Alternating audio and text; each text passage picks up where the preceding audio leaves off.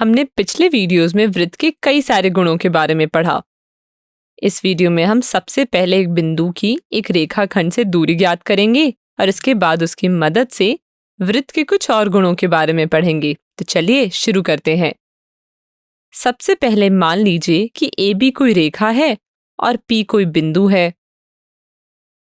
अब चूंकि रेखा पर असंख्य बिंदु होते हैं, इसलिए अगर हम इन सभी बिंदु को P से मिलाएं तो हमें असंख्य रेखाखंड जैसे PL1, PL2, PM, PL3, PL4 आदि मिल जाएंगे।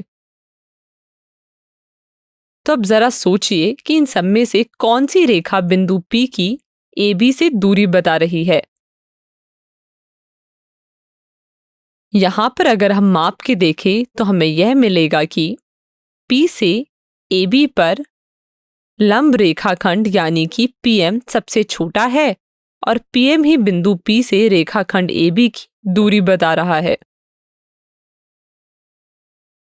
इसलिए यहाँ कह सकते हैं कि एक बिंदु से एक रेखा पर लंब की लंबाई ही रेखा की बिंदु से दूरी होती है। अब अगर ये बिंदु P रेखा पर स्थित हो तो ये बिंदु से रेखा तक की दूरी क्या होगी? सोचिए। जी हाँ, यहाँ पर दूरी 0 हो जाएगी।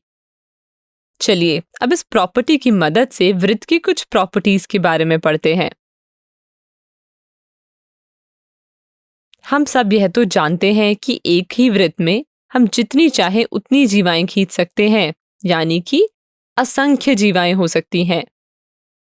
और यहाँ भी देख सकते हैं कि बड़ी जीवा छोटी जीवा की तुलना में केंद्र से निकट में होती है।